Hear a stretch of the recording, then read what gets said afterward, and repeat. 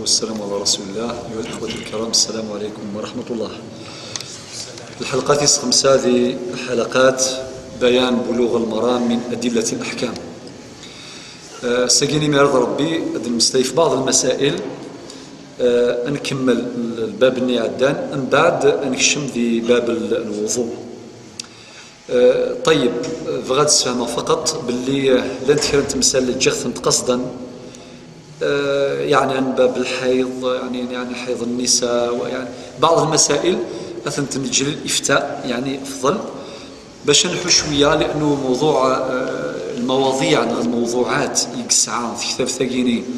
بلوغ المرام مواضيع مهمة جدا. يعني مثل العبادات، يعني المعاملات، ما تصلي ثم رمضان، ما الزكاة، أما التجارة، أما موضوع الربا، أما ذين يعني المعاملات الجديدة تجديدين ثلاثي الغشيت ثني ذاك البنك ثني ذاك إلى آخره. صافي تصل تمثال يقلق تنسقردش سواطاس ماشي المعنى يستمثال في كذين جاو ساين ترازل حاشا من كل حاجة يسعى زاليس، من كل حاجة يسعى القيماس. مثلا تعود الانسان يقول في المياه نروح غادي نهضر فمن بذفل، فمن فرورين، فمن نلفير، فمن انطولك، فمن اللهوة، فمن كذا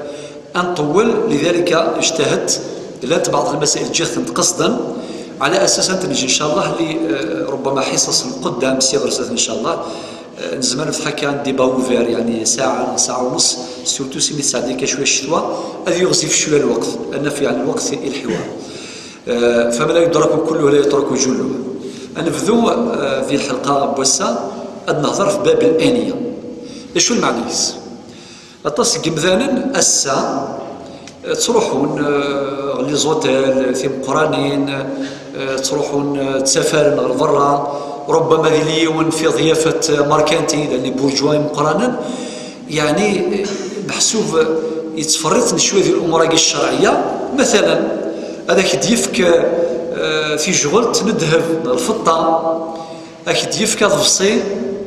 ندهب سيفغا كي كرم يخدم الكرم إلى آخره. فبالتالي نتعيش ذي الحرج. طبعا ماشي يمكن يشبان، ولكن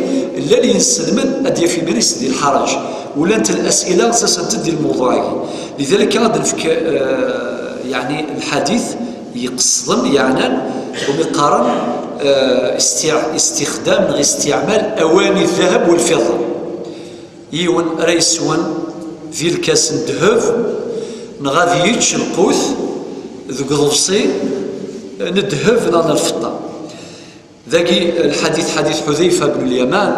يناد رضي الله عنه ويناد صلى الله عليه وسلم الرسول صلى الله عليه وسلم: لا تشربوا في آنية الذهب والفضة ولا تأكلوا في صحائفها، في رواية في صحافها، فإنها لهم في الدنيا ولنا في الآخرة. الحديث متفق عليه، يعني السفاه الإمام البخاري والإمام مسلم وكذلك وغيرهما. الحديث يستدعي لا تشربوا في آنية الذهب والفضة ولا تأكلوا في صحافها فإنها لهم في الدنيا ولنا في الآخرة. متفق عليه. إلى الحديث وايض يوكذد ذا شو يسند الحديث كان زوارو حديث عن أم سلمة رضي الله عنها وأرضاها قالت: قال النبي صلى الله عليه وسلم: الذي يشرب في إناء الفضة إنما يجرجر في بطنه نار جهنم. الحديث أيضا متفق عليه. السفاهد الإمام البخاري أو كذا الإمام مسلم وغيره. ثورة أدن نشرح بعض الكلمات. يمدينا الإناء أصبح ذو الطاس ذي الكاس، كل هذا إناء ذا فيذون، يعني كل كلمة الإناء تشملاك تمسلاك، أما ذا الكاس، أما ذا الطاس، ذا فريق، كل شيء يسمى ذا فيذون، ذا مشطوح، ذا مقران إلى آخره. ما كلمة الصحاف صحافها مفردها صحفة، المعنيس اللغة يقينا غادي تضفصي تقدوح يعني ذاين عندها تسني مذانا القوث إلا ذا هو الوايض يمدينا يجرجر. كلمة الجرجرة معنى الصوت لو قد العلماء ديال معنى صوت البعير للقدينان يقصد بذلك صوت البعير صوت الماء الذي ينزل في الجوف. زر كان الماء اللي يفوذ يسوى كني يسم حرفة أدغلين ومان سوتو ما إلا سلخوا أدغلين ومان ساعة بوضيس خدم الصوت، يعني الصوت الذي يحدثه الماء في جوف الإنسان يثبط بنادم الصوت الني هو كذا المعنى يس إن صوت البعير يعني الغم الصوت ني بالغم ذاكي فيه وعيد وتحذير وين راه يسول سلكاس ندهف نغن الفطا إنك بعيد الشر أماكن يصب في بطنه نار جهنم أماكن السوا سيثمس جهنم. لا انت الآية دي مسلاين في الموضوع كي وين راه يتشن مثل المالياتي أماكن يتشان ثابوطيس يعني سينار جهنم. معناتها هذا كذا المقصود من الحديث هو التحذير والوعيد باش النبي عليه الصلاة والسلام غادي يحذر ونستخدم راه الذهب ذي الفطا ذي الماكل قوثنا ذي الماكلنا ذي ثيسيتنا. طيب ثورة يمين نفهم المعنى الإجمالي ثورة نسوفغ دلالة الحديث فقه الحديث العناوين إما ديني الاستنباط يعني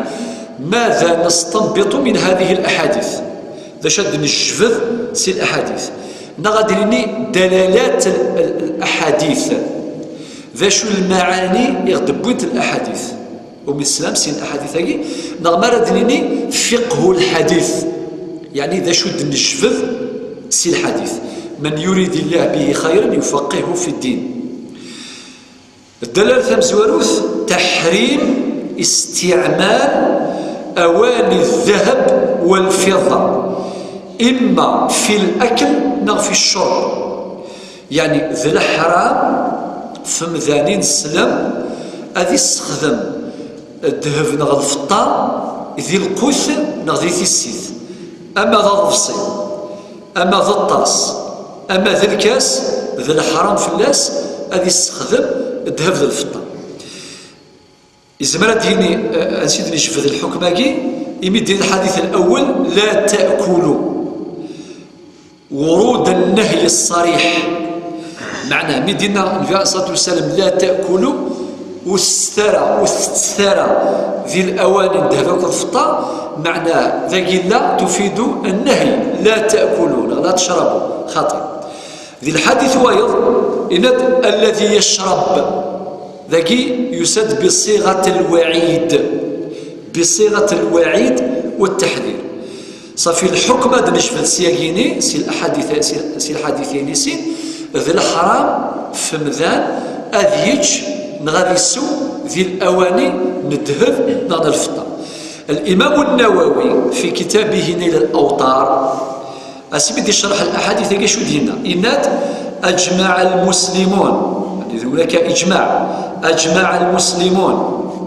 على تحريم الأكل والشرب في إناء الذهب وإناء الفضة على الرجل والمرأة. أي غير دير ثمطوط خاطر إليه الحديث وايض النبي عليه الصلاة والسلام إناك الذهب ذي الفضة الذهب ذي الحرير ذي الحرام في الرجال أمتي في رجزن الأمة يعني يسلمن ذي الحلال في ثمطوط يعني باش هذه السوركاز الذهب إما تخدم ذاك فوسيس النغ ذي الرقبة ينس يعني تخدم ذا القايد وري جوزارة ما تمطث يجوز ذاك إذا غادي الحديث وايض الذهب المحلق المسألة كي فيها كلام الإمام الشيخ الألباني رحمه الله يفكر يسال فتوى صافي ثولا قنسق مدين وضر وصل نسقر ليش ثولا ماشي الساكي باش كاد نستفقن باللي العلماء من الإسلام جفذن سي الحديث يوم الإسلام الذهب وذي الحرير وجوزنا راه في ركازنا الأمة إنسلما، ولكن في ثلاوي جوز ما إلا يوناكيني ذي الحرام من ثمطوث أتستخدم الذهب المحلق، إما يحلق برقبتها أو بمعصمها، يقاس المعصم الفسيس. يطرح سؤال: ذا شرط تستخدم الذهب آمي يسكتر في الفسيس تساكين تتزين بذلك؟ نعم كن ديناو ربي يغفر له إنا كيداوش الخمسة تلصق هكا الشعريس تلصق ذي الفسايس. طبعا المسألة كي فيها بزاف كلام من بضرورس أدريو فتوى الشيخ الألباني وكذلك فتاوى العلماء اللي ردوا عليه، ولو كنا ما كندنا دروسني عدال أنسقر تمثال يوث القرآن السنة أقوال العلماء الفتاوى المجامع الفقهية بس اللي يوث التمثال باش تغوصة أتفض مجمع فقهي إن نجمع في الناس يخدم سيدي الأوردر دو جو. أما المجمع الفقهي ذي السعودية، أما مجمع البحوث الإسلامية ذي القاهرة، أما هيئة كبار العلماء ذي السعودية، يعني كلاوان أدناوي لا سورسينس أني سيديك صافوكي. الحكم الأول بعض العلماء فكان العلة أي غير النبي عليه الصلاة والسلام يسحرم فلانا أنسو ذي الكاس ذي الطاس ندهف نغنش ذي قضفصي ندهفنا للفطار بوين العلة لكن العلة ثم زواروث وين راه يسول ذي الدهف ذي الفطار يتشان غيسوى ما كدني ذي الأواني ندهفنا للفطار وكيف فيها معاني الفخر افتخار والخيلاء والتكبر على الناس. وقيل العلة ثم زواروث العلة في السناث فيها معاني التبذير، يعني الطاس نورمال بوزان أغفصي نورمال كنا نستخدم الصيد الشغل نزيك يستخدم التراديسيون في كذلك تحقق الغرض. المهم ذي الكسني أرى يجمعنا من أرى يسوغ نسيمي كمان والسلام أي غرض ما ينادي زوخ وذي بذر. إذن فيها معاني التبذير وين يستخدم الدافع الفطار التبذير. وربي سبحانه ينادي القرآن الكريم ولا تبذر تبذيرا في الآية ثايض إن المبذرين كانوا إخوان الشياطين وكان الشيطان لربه كفورا. نند العلة ثلاثة ذا شوت إناك ميلا أمذان يسوى أمان ذي الكاس ندهف نغيتشال قوث ذو قضفصي ندهفنا الفطار إناك هذا يؤدي إلى كسر قلوب الفقراء. الفقر مسكين وليفار القوث لو كان يشكنا كوي فوسيس أثيج وثيفارا ألور أدفضيون أذيج نغادي السوء أما كدني غادي الذهب غادي الفضة. النقطة الثانية الحكم الثاني تحريم استعمال أواني الذهب والفضة ماشي كان في الشرب نو في الأكل. خدم العلماء القياس وقد ذكر ذلك الإمام النووي والإمام الشاطبي والإمام الآمدي صاحب الإحكام في أصول الأحكام وغيرهم من العلماء حتى الإمام الجويني أيضا. العلماء قدني هكا استخدم القياس مصدر ذويس 4 من مصادر التشريع. مصادر التشريع لن 10 لن في رواية يعني عند بعض العلماء 11 وقد يرن باب سد الذرائع وغالب 11 برد في ذلك يوث مسألة سحر قوس باش نفتح بعض المعاني الأصولية ما كنكون دنيا الدروس مزورة مرث لك يقول المعنى أغديو الفيلة غاس نفر شوية سي الشرح معاني أصولية معاني بلاغية أنت دنفذر لتعميم الفائدة. مصادر التشريع أنوي إلا القرآن الكريم ذا مزوار ذا نسير المصدر مزوار الله سورس مزوار في القرآن الكريم يعني أما ذا الخطيب ذي الجمعة أما ذا المفتي أما ذا القاضي أكن ملان إذا قد زوير أدفذرن أول ربي أشو دينا أتسلمي الشيخ الخطبتين غادي يهضر مثلا في موضوع مثلا موضوع الربا أديني بعد المقدمة والديباجة قال الله تعالى وأحل الله البيع وحرم الربا، وبعدين وقال النبي صلى الله عليه وسلم كل قرض جرى ربحا فهو ربا، وبعدين دي شرح العلماء شو دنان أنواع الربا، ربا الفضل ربا النسيئة إلى آخره. فكيف لا ميثودولوجيا المنهجية سواء في الخطابة والدعوة، سواء في الإفتاء، سواء في القضاء، المفتي ذا كيف أدي زيود قول ربي بعد السنة وهكذا باروردر. القاضي كيف القاضي أدي زيود في القرآن من بعد في السنة إلى آخره. القرآن الكريم المصدر والسين السنة النبوية، السنة النبوية. المصدر والثلاثة الإجماع، ما أجمع عليه الصحابة. أين في الإجماع في الصحابة؟ أن علماء الأمة في كل زمان وفي كل مكان. خاطر تعريف الإجماع، تعريف الجامع المانع، هو ما اتفق عليه علماء يعني الإسلام بعد وفاة النبي صلى الله عليه وسلم على حكم من الأحكام الشرعية العملية. بعد الإجماع أديس القياس ويس 4 وكين فانسخ ثورة بعد سنوية ومقارن المصالح المرسلة ويس 5 الاستصلاح ويس 6 الاستحسان ويس 7 الشرائع السابقة شرع من قبلنا شرع لنا ويس 8 العرف ما تعارف عليه الناس واستقامت عليه أمورهم من قول أو عمل تعرف العرف ويس 9 قول الصحابي ويس 10 ورث الدين تجارفون القرآن السنة الإجماع القياس المصالح المرسلة الاستحسان الاستصحاب العرف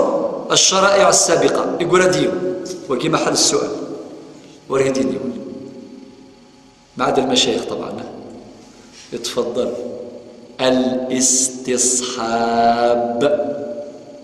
الاستصحاب أتصل بعض الفقهاء ما ذكروش كمصدر من مصادر التشريع ولكن عمليا يطبقونه. لو كان سيضيون ثورة كان أشحال برث مثل كي تساعد أشيني لنا 4 ذي الجزائر يوم دي فرنسا ما إلا بعيد الشهر يموت بس مثلا أمشي نخدم الفريضة أنا نخدم الفريضة في 5 ولكن أشيني فكيد الدليل باللي ولا دي فرنسا ثوري تعيش فكيد الدليل خاطر يغار لو كان بالك ولا يموت قبل باباس بالك باباس يموت ذي الجزائر في 6 انت مديت بالك ميس يموت 6 غير 5 الور مي يموت 6 غير 5 باباس راه يورث الميس ميس ورث بغا الميس اللي يورث باباس سي تدير ميسين فرنسا ما يجي الدرياس ولا الدرياس فهمتوني الى اخره. مساله دقيقه جدا. ادير اخويا كيني يلاو المصدر ديال الشريعه اسمه الاستصحاب معناه نستصحب حياته يظل يسد يظل يقولني عداني السوله غادي التليفون مازال في الحي تجري عليه احكام الاسلام على انه حي وبالك انت يموت. نفس الشيء ما يليون مثلا ادريني معنى اخر يموت يولي غيمانيس يسويسيدي اصغر الشيخ علي شيني الا قد ظل فلوس السياده ودي كيفاه دليل اشيني الاستصحاب يا اخي لا يسلم يا اخي تشيهد وكذا بعدين يظهر المشكل انشوك لا شو سيظهر البروبليم الغيمانيس نستصحب اسلامه يعني اثنحسب امكن ذي نسلم ونطبق في الناس الاحكام الاسلام فقط ما يلا الدين ماشي دين سلف كي الدليل ما دين باللي مرتد مثلا اللي جاء الاسلام يغرد هذا كافري ولا يغرد هذا مسيحي ولا يهودي نكون نستصحب ما كان ثابتا في حقه وتجري عليه احكام الاسلام الا اذا ثبت ما ينقضه النقيض ما ثبت عكسه. في كذاكي 10 في 11 درنا بعض الفقهاء يسمي السد الذرائع باب سد الذرائع. صافي القياس كي ساعه مازال اي غير قصد هكا دينا غير مثلا باش نزرب بلي هو مرجع سون ريفيرونس. لات بعض الاحكام انت دين العلماء ماشي بنص الحديث الصريح، لا عن طريق القياس. ثورة الحكم يسين لأن هذا الحكم مزوال تحريم استعمال أواني الذهب والفضة أكلا وشربا على الرجال والنساء. وقررت مطوث لا الذهب قد الحرام في الله وكان يرقاز أتسوض أمن ذي الكاس الذهب لا تشرب الفصين الذهب نكون في لون خاطئ لا بروف يكتفك الدليل زماك داو القياس هذاك ثاني نكوني يجوزان في صلى الله عليه وسلم نستخدم الذهب ذا الفضة إلى فبالتالي هو البروبليم هذا استخدم. لذلك الإمام النووي في كتابه نيل الأوطار ذكر إجماع المسلمين في هذا الموضوع. الإمام الشوكاني شدنا كده نيل الأوطار تاع الشوكاني الإمام شدنا كده النووي لا الإمام الشوكاني. طيب فرد نوال الحكم والسن تحريم استعمال الأواني إما ذي العطر ذي المكحلة الحنة تفضي وثمطوطة تستخدم الحنينس تستخدم الحني يجوز ولا كتخدم ذي الأواني ندهف أيضا ويجوز وكي قول العلماء هذا. أما تحلي المرأة بالحلية نتاع الذهب فذلك جائز بنص الحديث. ثورة نوغال الحكم ثلاثة الاغتسال يونادي توضي ذي الطاس يتوخذ من السلف في غسل الغرايل لكن صافوا الجزارة ديك شديس إما إلا الطاس مني يتوخذ من الذهب لا ديك سوامان أثني يستخدم للوضوء في غسل الإخوة الدينين الرايل سن الموضوعك. أما يوني غرا ديجا في اللاس أما غادي في الرايس تفضل يا أخي. نعم نفس الحكم لا يجوز إلى واردين الرأي الآخر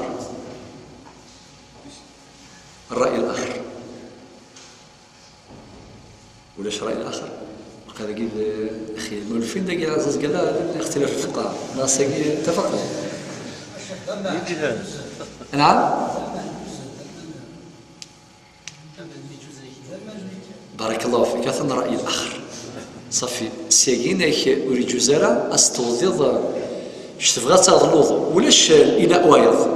ولاش تفض كنمان داخل الطاس الذهب في الناس ضد رايك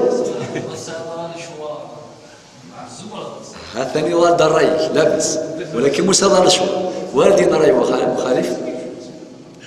واش رايكم يعني في رايكم من يريد أن يصحاني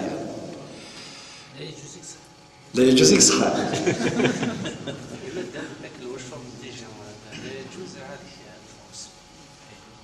هي مسألة خلافية جماعة الخير ثلاث القاعدة مهمة جدا أن العلماء لا إنكار في مسائل الخلاف طبعا مليح مرثي مسألة مخلف الفلاس العلماء هي ثمثني وذمر ربي ولا قريب كيني نو ذا الرأي كان راه يعدي سونس اونيك ان لا سونس اونيك هذا نذبع هذا نظفر ميان دالني فردان لاني فردان صح نغلاش هناك مسألة خلافية إذن ولا غيردني غولاكي فعلا ضمن الوضوء أساقيشنا بالوضوء ما إلا ثليف طريقة هكا يوثن طريقة هكا وريجوز أنا يولا ديني ذواقي كلام ولا شخاطي ذكرت هذا قصدا. ثورة الدغالة غيوثن مسألة ساعة العلاقة ما فين دلنا يدرسني عندنا مسألة ميد نهضر ند أكرمكم الله الكلب أقجون ما إلا يجرديميس يسوى سكيونو في ذون نحكد في اللاس نحكد ذا في الصقر الهيرة ثمشيش تنغمشيش يتعيشين داخل البخام يجر إمولى البخام من بعد يجرد إيميس يسوى سيطاس مغيت شاغسي ثفاقيث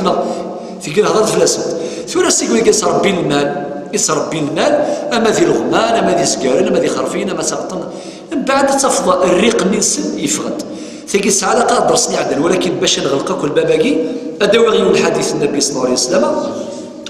إناد يونا الصحابي اسمه عمرو بن خارجة إناد خطبنا النبي صلى الله عليه وسلم، يعني إفكاد الخطبة بمنى وهو على راحلته ولعابها يسيل على كتفه. ذي رواية على كتفه، ذي رواية على كتفه هو، ولكن حديث الصحة أخرجه الإمام أحمد والترمذي وصححه.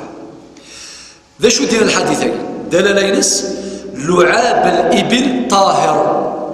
ذاكي الحديث يساد في الإبل في الغم، ولكن ذا العلماء استخدم القياس أن كل حيوان يجوز باش تشرح سميس اللعاب اللي إمثمان الريق ندي يفغن سكيميس أما ذا زقر دي فوا زقر كذا واحد فافيس أدي سفغريسيس أكني أثي السنس سوامانيس أما نكيلسيس أثي مشح بارك الله فيك ما ثي مشح كني أمان يعني بسكرني أثنى انتظن ذي اللبسة بومذان أما ذا خرفي أما ذا الغم أما تصاغات أما تسيخسي أما ذا زقر وكذاكي جوزن قياسا. الحديث يسد في الإبل، ولكن غير القياس يستخدم القياس في استنباط الأحكام. وتعريف القياس إلحاق أمر بأمر آخر في الحكم الثابت له لاشتراكهما في علة الحكم. وقد التعريف الأصولي للقياس إلحاق أمر بأمر آخر في الحكم الثابت له لاشتراكهما في علة الحكم. الحكم لذاكي حكم الإباحة، النبي عليه الصلاة والسلام يجوز باش يون الغم ما يمشح أمذان يجوز باش ذي الصلص اللبساني خاطر ماشي ذي النجاسة. وساد العلماء خدمن القياس طبقا لهذا التعريف، طبقا للقياس أننا سفرد الحكم أن كل حيوان يجوز أكل لحمه أتشغل الأكسوميس لعابه ليس نجاسة. هذا وثاقي ذكر الإمام النووي والإمام الشاطبي والإمام الآمدي ذكروا الإجماع معناه بلا شذوذ ند الإجماع. ومسألة الإجماع كذا فيها كلام دياس واش نتكلموا عليها. كاين اللي يدلك بعض الاستثناءات يقول لك كلمة الإجماع معنى ما كان هناك ولا معارض فبالتالي انطلاقا من هذا المنطلق أن أتصل المسائل ذكر فيها العلماء الإجماع ولكن وجدنا آراء مخالفة، فبالتالي إذن لا نسميها إجماع، نقول رأي الجمهور ذي الأغلبية ولكن ماشي ذي الإجماع. ولكن مسألة يقوم الإسلام في حدود علمي هي مسألة فيها إجماع مجمع عليه. طيب ثرى أنغال الشم ذي باب الوضوء مباشرة مادام الوقت ثاني الحال الشم ذي باب الوضوء. باب الوضوء أولا كلمة الوضوء في اللغة تسع معنى الوضاء، معنى الحسن النظافة. لو ترمكي الوضوء في اللغة العربية يسعى المعنى التسدي، يسعى المعنى الجمال الحسن، يسعى المعنى الوضاء معناه يشبح وكي المعنى اللغوي. ولكن المعنى الاصطلاحي معناه غسل ومسح ما ورد في القرآن والسنة.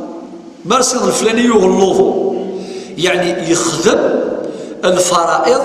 مع الأركان، يخدم السنن أصير يتوضأ يغلظ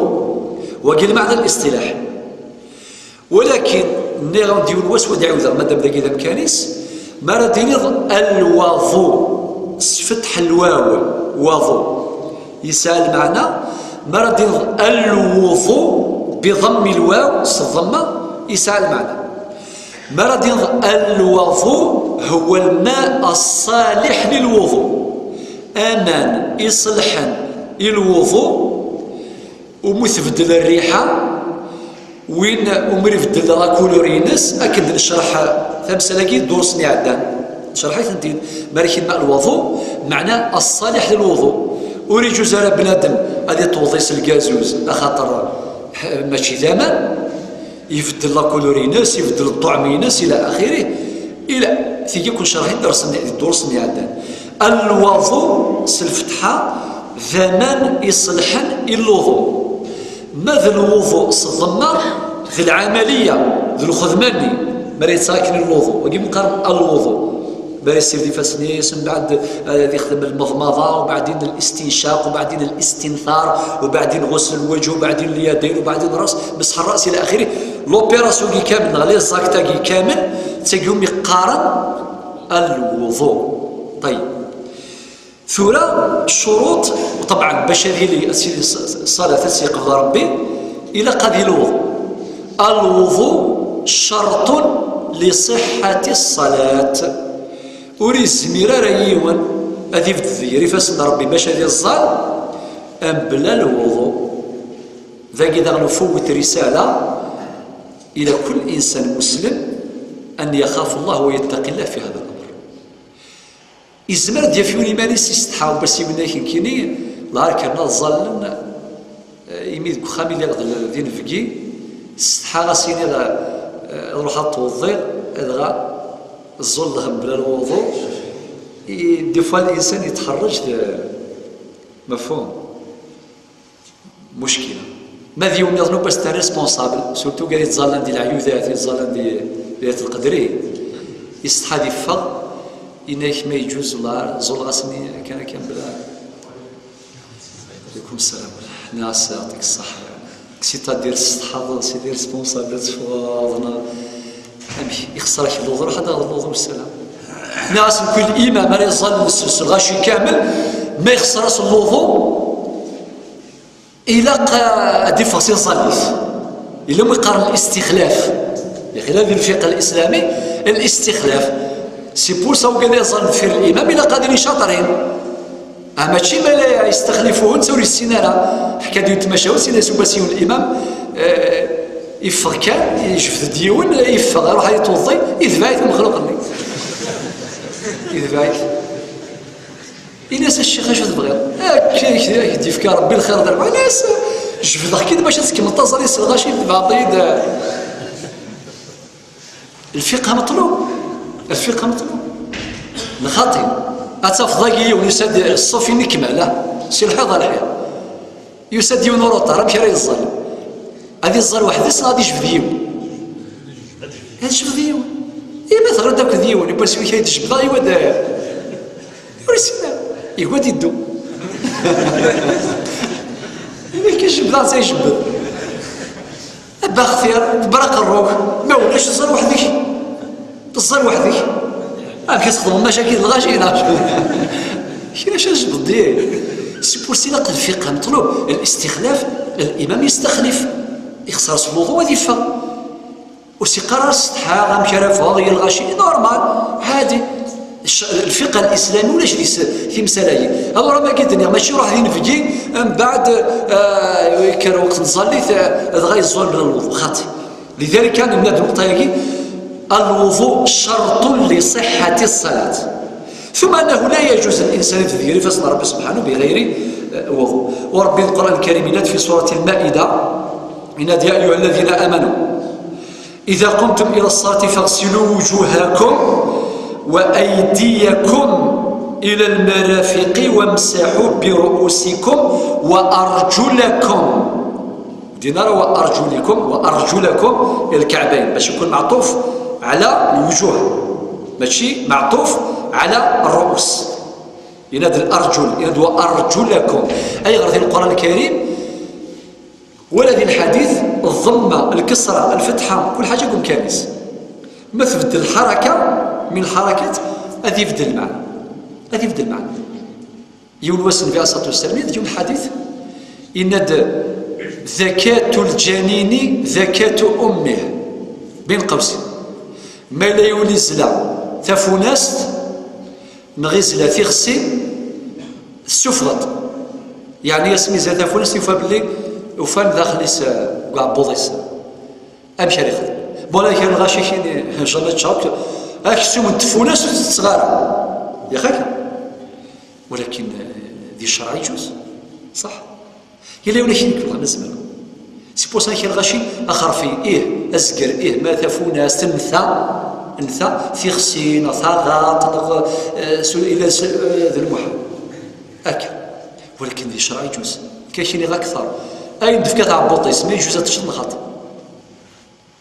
يسد الحديث ذكاة الجنين ذكاة امه، وقال يدي غير الحديث ضمه سفغ حكم، وقال دي غير الحديث الفتحه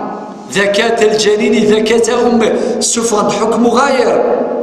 فكيف شافك استفزاز المخ باش يخدم ماشي باش تجاوب ثوره خاطي مازال بدا الموضوع هذا سنرز باش ننظر الفقه تصليص نتمثال التصليص نتمثال ولا قرا يولي يكتفي هكا فهم جلوبال كيف غير كتاب تاع مشطوح اكو راس غير جرنان فتاوى غاشو كاين الفقه خاطر الفقه ديك الساعه مقدس ثوره بدينا رب سبحانه الى دواء ارجلكم الى الكعبين ذاك لو كاثي دغر ارجلكم معني يكون معطوف على الوجوه النات فاغسلوا وجوهكم سرذث وذماون نون اقاذوا منون هكا، ولكن من يوضع الرؤوس وامسحوا برؤوسكم ذا المسح ماشي لا شوشف ماشي تسارده السر ذا قرور. طيب ولكن الارجل وارجلكم الى الكعبين يسد في نهايه الايه ماذا من ربي سبحانه لو كان دنا ارجلكم العطف يكون على الرؤوس صافي الحكم هو المسح تمسخ كان كاكي لا صفر كان كاي، ولكن مادام ربي يدوى ارجلكم بالفتحه ارجلكم بفتح اللام صافي الشغل معطوفه على الوجوه تسارده ثقي يعني معنى جلوبال، وطبعا اياكي ثيويد الاركان فرائض الوضوء. ثورة أدنفكن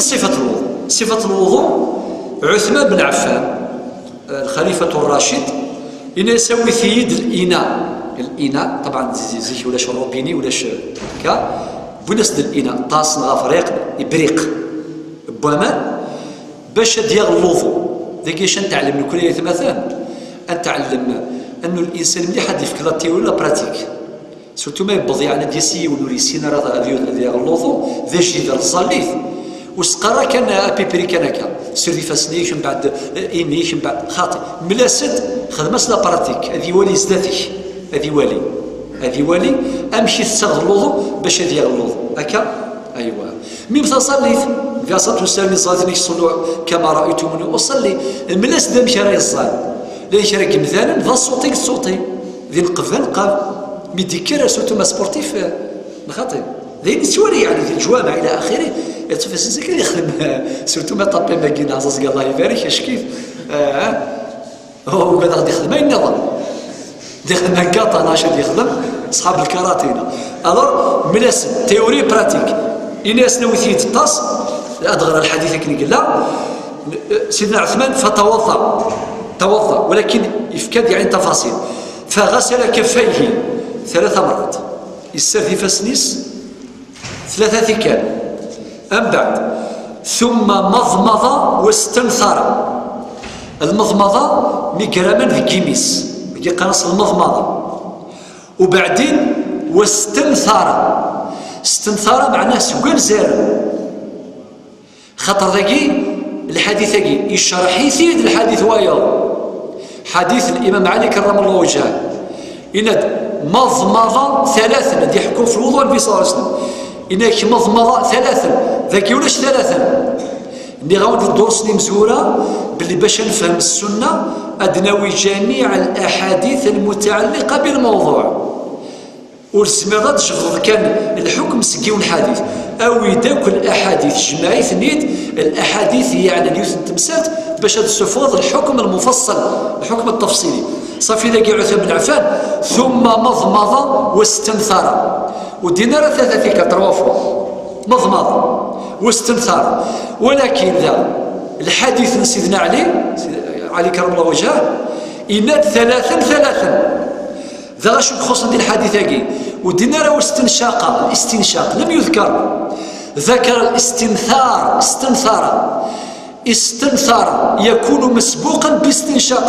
الاستنثار بالضرورة المنطقية يكون مسبوقا بالاستنشاق. معناتها وزمرنا دفغن وامان سكان زارن انا ماك الشمال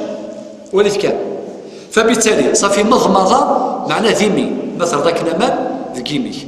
وطبعا ذاك هناك احاديث تشرح بين ولدي رمضان ولا قاري يخدم هكا مثلا يباس يون ذوك نفذو ذاك الضرا يحكي سيدي يون إن ذوك نفذو يستدي مدوت إناس أوريزمون 3 شهور مني نطورك في العصر تحسب لك شنو وامان ميك خدمك نمان تيقالي سيك سنفاد تيقالي كاعش ولا قال لك الشمال المضمضه كذا يعني تسيرض ايميكسي داخل 3 ثيكال. من بعد الاستنشاق مثلا سنزلنيه تخدم كمان سيفوس ماشي سو زلمه. بعض الناس هكا غوشيست كيني يقول فاسواقي سواقي يخدمها كلش خاطئ الا سيفوس. من بعد كرمكم الله يخدم هكا واقي قارص الاستنشاق كما يستنشق الهواء. ومثل ديك ساكني الاستنثار مثلا. يكمل الحديث ثم غسل وجهه 3 مرات وكي سيدنا عثمان يسر وذميس قادوميس 3 ثيكال. ثم غسل يده اليمنى الى المرفق 3 مرات. المرفق على ماده المرفق ماشي سقار ثاقي استقبايلي ثوغ مرض انا ما ثوغ مرض لما لا نتفق بثاقي ثوغ مرض هكا. لو كيسي قال تخليفتيس لان كرا تذرين جاكين في كايد قال تخليفتيس ثاقي تقبايلي ماشي مديس ليسونسيال ريزمون تولي باغي ثاقي. من بعد 3 ثيكال ذا يفوس. من بعد ظلمات 3 ثيكال مثل ذلك. ثم مسح رأسه يمسح رأس ينس. ثم غسل رجله اليمنى ذاك ماشي يسرد أظهر يفوس إلى الكعبين العظم الني لا سفلى في أعلى القدم الكعبين ثك عفور يا أخي ثك عفور ولا المهم فهم لا بأس. بعدين نخدم الديكسيونير ولا شغل من كتاب الحلقه تاعي ديكسيونير صدقوني استقبالي تقريبا 5 ليت تقبالي اتليسين ايوا. من بعد ثم غسل اليسرى مثل ذلك ذا أظلم كيف. ثم قال ثورة عثمان اسمي يخدم لابراتيكا ديالك زدت الصحابه ذا شو سنينا إناس رأيت رسول الله صلى الله عليه وسلم توضأ نحو وضوئي هذا. يعني يسكك السرد يعني عنذيث عثمان يسر ذاك السرد النبي صلى الله عليه وسلم. ثم قال وقيل الحديث من توضأ نحو وضوئي هذا وين يغنى الوضوء أمن في صلى الله عليه وسلم. ثم قام فركع ركعتين قرنس ركعتي الوضوء يعني ثقي من السنة يون ما إلا في ظرف ميسر ميقوغ الوضوء هذه الظل ركعتين السنة لا يحدث فيهما نفسه غفر له ما تقدم من ذنبه. شو ما سيحدث فيهما نفسه معناه لا يستدعي الخواطر السيئة. خاطر كنا يتمثل ميون ما يدير الوضوء نغمي بدي الظليث دي فوا تسنت الخواطر لي زيدي نوار حاشا تيدينا كي قالك مثلا تسنت اونغر وذاكي تسب والثم قرنتي الوسواسه موسنت دوحد سنت نورمال ما تخلقش روحك وسنت. لان بعض العلماء تاتي الخواطر بلا استدعاء ماشي الشتم تي كونفوكين كونفوكاسيون خاطر ليك الغشي ميم ديال الصليح يتكونفوكي لي دوسي تيلوفون كشينو تكونفوكي راه شغلك تجيثنت موسى تدوح السنت الله غالف اي غادي الله غالب خاطر لاني مذانا اتي داس الوسواسه ني من بعد يتقلق يتعوض الوضوء ذينا ذي غفلك شويه غاسيني الشيطاني اسيني اثنا الوضوء يخسر اثنا عيوذ اثنا ماشي ثلاثه ثكال ماشي اربعه ماشي هكا ماشي هكا نغص قضاض للصلاه الى اخره. وكنت تحكوا انت مشاوت صدر حقيقه الا يكون المخلوق الله يذكر بالخير انك تستغل الوضوء اكثر من 20 تكال اكثر 20 انك كل ما يشمر ميوغ الوضوء ديجا اثناء الوضوء الى قدرك غا كونسونطري مليح انك دي فوا تسمسلايا يا شغل واحد سكان مو مسلوف اسي ثورة سرذغ يفاسني هو شغل هذي كونسونطري مليح ثورة عقليه ذكيمي هو اكني استرحت من بعد مخلوقاكي ناسك يا ربي يخدم سجود السهو في الظليت يعني في الوضوء ناس يلا يوم خلاص مسلم على الصوت يفقد نغص حضر الريحه اكيد يسال حديث الصريح لا حياء في العلم تخرج الشك اليقين لا يزول بالشك ثغز الوضوء قيمس الوضوء نورمال من 100 تعوض الوضوء ما يروحك اليقين ماشي ما تشكض هذه الشكه اللي خسر الوضوء الشكاكي تسابورتي وعرنا طاس يديك تم الشيطان يظهر الزليت كيف ينيك الزليت غا اكثر ناس خدم سجود السهو انا كنخدم غير سين سجود السهو القبلي والبعدي خاطر كيما كيفير تزليت هاد تسمكثير باللي الا وان داز كذا الا وان داز نقصد ولا ظهر ابليس هذا سيني على بالك تسقض الركعه تعاود الفاتحه مرتين الى اخره وسيني السنقصد وتخدم ضاره التحيه مثلا التحيه بين الجلسه بين الركعتين وبين الاربع ركعات في الصلاه الرباعيه او الثلاثيه غفر له ما تقدم من ذنبه حديث متفق عليه. فيا جماعه الخير ادن السفر دلاله الحديث تم زواج تجد الخاتمه نقطه تم زواروث النبي صلى الله عليه وسلم مكسر ثلاثا هذا يفيد السنة لا يفيد الوجوب السنة يفيد استحباب غسل اليدين ثلاثا ولكن أما إذا كان الإنسان كان نائما فاستيقظ هناك حديث صريح إن إذا استيقظ أحدكم من نومه ما لا يتسكرت وإلا قرأ أذيك ريفاسنيس داخل بفريقنا داخل الطاسنا داخل فيدو إلا قاتل السير ذرة هذه خدمة كان الطاس نغي فريق يفيدون هذه السير ريفاسنيس ثلاثة من بعد هذيك رافوسيس مثلا ذي السنين ذونا ذي 4 ذي 10 كيف السير ذي ميفاسنون ذرة يفيدوني قرتي فاسنون عادي جائز. وقال الحكم الأول. الحكم الثاني أن الغسل ثلاثا يفيد الاستحباب يعني وكما تشد الفرض يوثن تيكلت تجزي يعني يول ما إلا غيسر كلفة سيسيون تيكلت نغيسر ذو أذن يسيوثن تيكلت هذا يجزي ذو قيد الفرض ما إلا السنة ما السرض 3 ثكال طروافو. الحكم وثلاثة استحباب الترتيب خطر ثم كما قال العلماء تفيد الترتيب. وصربعة المضمضة والاستنشاق سنة أي غير تزوار هذه الآية أهطر الآية المسلمة في سورة المائدة الآية 5 و6 أهطر ربي سبحانه يفذر دات السير ضيميك نغ أنزارنيك ودينا راه صافي وكذاكي دي السنة مع انت الحديث يقول الإسلام يجمعي ثنتيد مرة يجمع الفرائض ويجمع السنن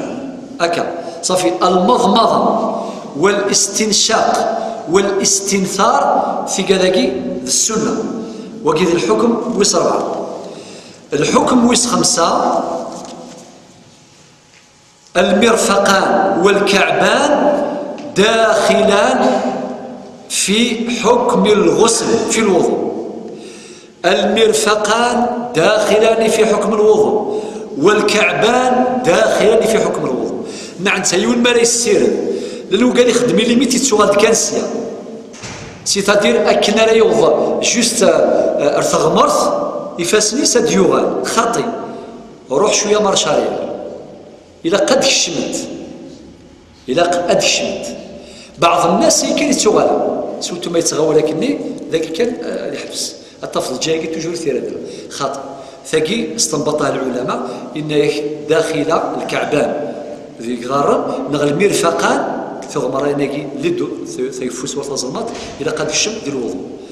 وقيد الحكم ويس 5 الحكم ويس 6 مسح الرأس مسح الرأس ذاكي الآية السلاماس وامسحوا برؤوسكم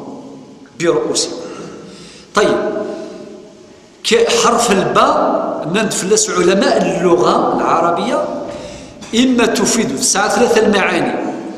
إما أنها زائدة تزاد لا معنى لها لا تأثير لها، إما أن الباء تفيد التبعيض، إما الباء تفيد الإلصاق. الحرف جي يسعى 3 المعاني. طيب من ند المعنى زائدة المعنى يس إلى قد صفضض أتمسحض أقروش كومبلي صدر امسحوا رؤوسكم أقروش كومبلي سي بوسام كل ما كنت صرا الوضوء ما كاين حتى الوضوء هكا المذهب المالكي المذ القفا الدغالض هكا يا خي ناد الي روتور هكا وانت ماشي تقولوا مخلوقنا قبايليني سقارغا جزائريين وكذا مصريين يا خي كيصير هكا حقيقيه إن يسعى أرفع الوضوء نتاعك ومصري ناس لي الجزائري ناس أرفع خطر لازم دير الي روتور انت درت الي وهما كاش الروتور وين السقاره دي مساله خلافيه السقار ربي واحد والوضوء واحد الجزائري صفى على كل حال القرايه تخص ولكن صفى لا راس ديريت انت كي قلت ولا كي جزائري نتاع الوضوء يحسب له ولاد الوضوء كامل ولكن من ند باء زائده صافي دير امسحوا رؤوسكم اقروا كامل إما إلا نبيد معنى التبعيض معناتها بعض الرأس يجزي. الشافعية ندولو كان شعيرات كنكا شوية كنكا شوية وشبو بينك أشبو بالي شوية كان مسو متصواما بركة جائز وقيد الوضوء إصحى. نعم رخصة يسري ما يخمس شوا يخم كنكا ايوا رخصة وقال يعني يدي فغن اكيد سورتو لي جا صبحت لي جو سورتو ما يخدموك الجال ياكل شواني الظايم مشى خاطر ما يخدمك كان يخرب هكا لي جو يعطيك صح شي حاجه سمحت لي جو ايوا ولكن مثلا داك ضاف ديال نسينا الفقه شي يعرف مشكله صافي من ند المعنى الباء معنى للتبعيض بعض الرأس يجزي شوية كان ولو كان شوية شعرات. إما يند الباء معناه للإلصاق إلا دا معنى الباء الإلصاق معناه لصق فسيح فوق الروح. ولا بعض العلماء اللي شرحوا هذا الحديث يتكلم على هذا إنك ربوع الرأس خطر أب أنكار ربوع الرأس. إذن أعيد هذه المسألة نقول المالكية المذهب المالكي وكذلك رواية عن أحمد الإمام أحمد بن حنبل كل الرأس. الشافعية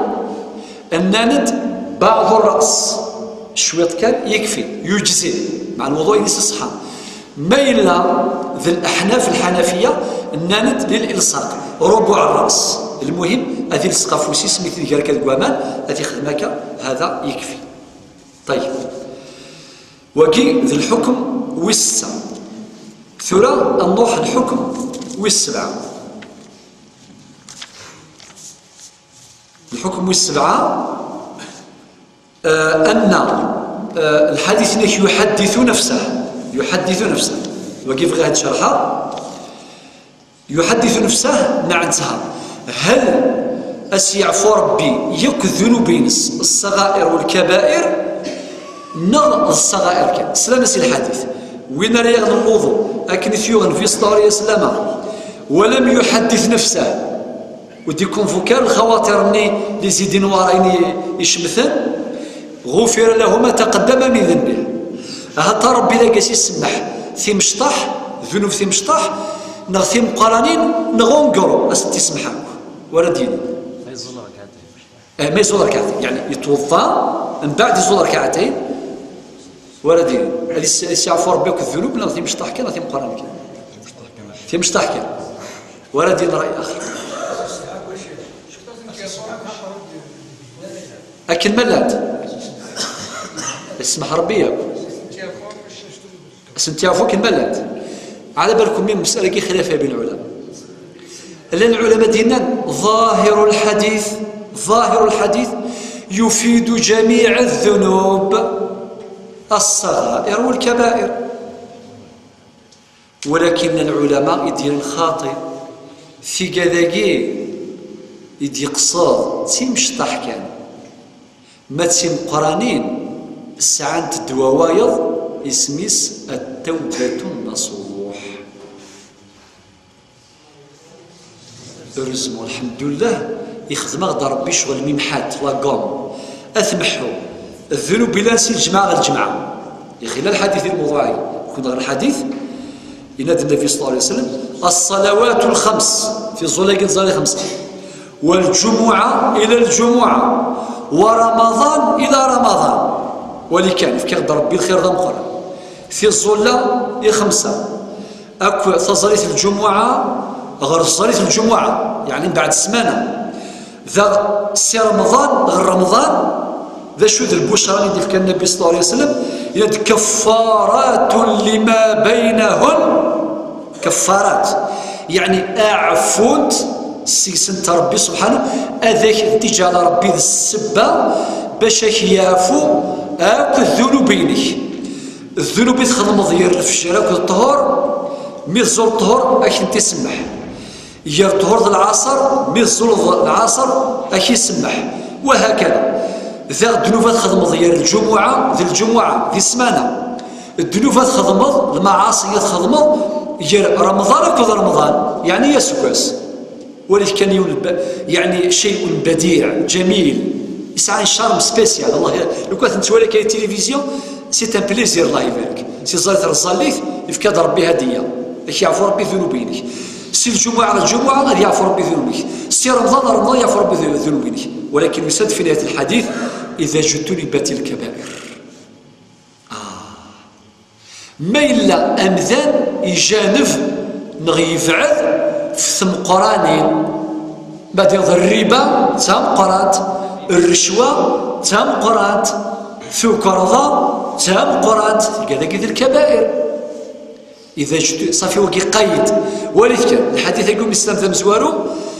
يفيد ظاهره ربي سبحانه أذي سمحاك الذنوب الصغائر والكبائر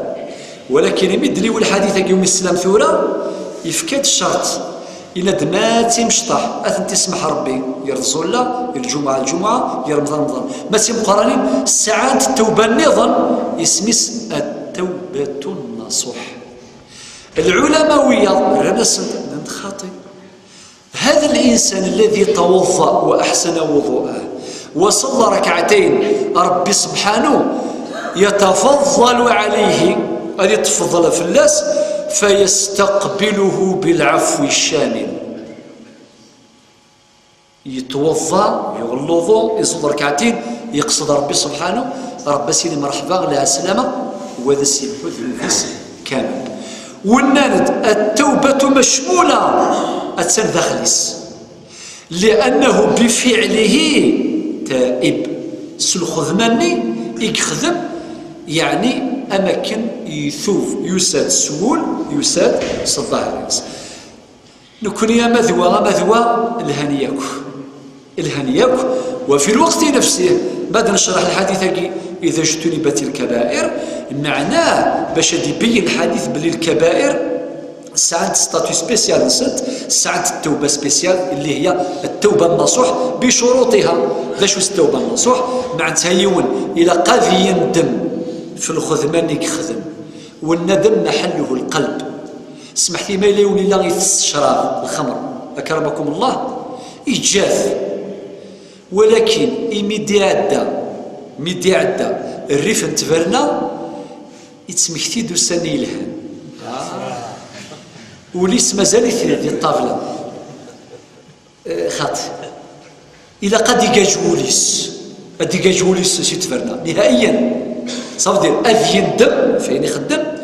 ويقلع. الاقلاع بعد الندم ياتي الاقلاع، معناه ذيك جو كل الخساره اللي يخدم الفساد اللي يخدم المعصيه يخدم في ثلاثه العزم ندم واقلاع وعزم. معناه هي عزم كوليس يسعو النيه ويسعو الاراده ويسعو العزم العازمه اللي تسوى غير شغل. في هذا القدر كفايه والسلام عليكم.